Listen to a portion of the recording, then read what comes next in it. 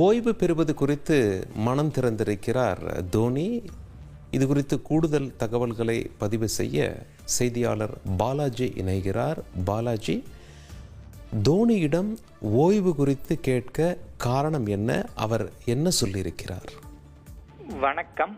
சமீப சில ஆண்டுகளாகவே சென்னை அணியின் கேப்டனாக இருக்கும் தோனி எப்போது ஐபிஎல் தொடரிலிருந்து ஓய்வு பெறுவார் என்று ஒவ்வொரு ஐபிஎல் தொடரின் இறுதிக்கட்டத்திலும் ஒரு கேள்வி முன்வைக்கப்படும்.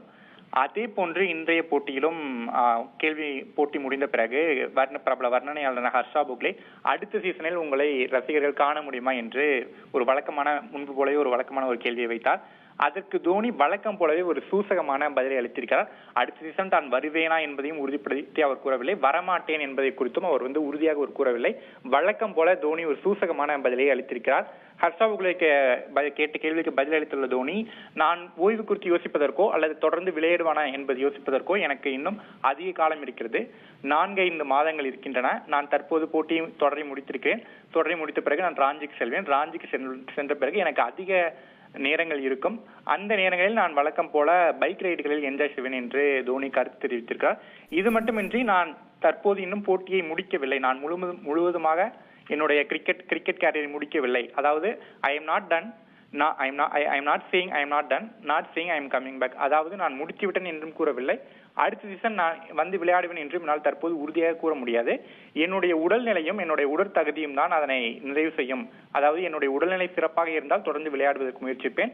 உடல்நிலை ஒருவேளை ஒற்றுக்கொள்ளவில்லை, உடல்நிலை ஒருவேளை செட் ஆகவில்லை என்ற சொல்லி என்னால் தொடர்ந்து விளையாட முடியாது என்பதை சூசகமாகவே அவர் தோனி தெரிவித்திருக்கிறார் வழக்கம் போலவே.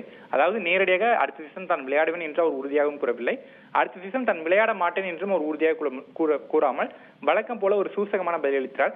தோனி குறித்து கடந்த சில ஆண்டுகளாகவே அவர் எப்போது ஓய்வு பெறுவார் என்று கேள்விகள் தொடர்ந்து முன்வைக்கப்பட்டு வருகிறது. ஏனென்று பார்த்தோம்னால் அவருக்கு 43 வயது ஆகிறது. கிட்டத்தட்ட சென்னை அணிக்கு பல கால ஆண்டுகள் கேப்டனாக இருந்திருக்கார். சென்னை அணிக்கு 5 கோப்பைகளையும் அவர் வெற்றி தந்திருக்கார்.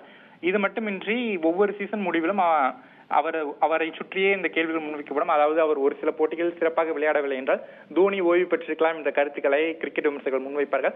சில போட்டிகள் கழித்து அவர் சிறப்பாக விளையாடி தன்னை நிரூபித்து அவர் தொடர்ந்து விளையாடி கொண்டிருப்பார்.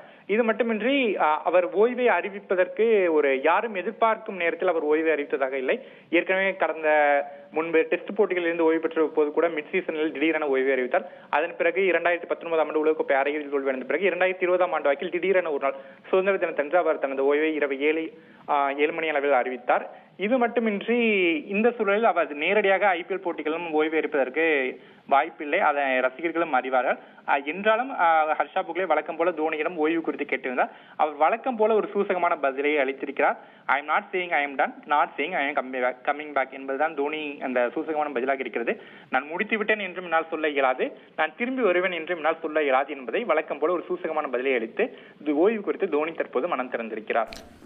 உங்களுடைய விரிவான தகவல்களுக்கு நன்றி பாலாஜி.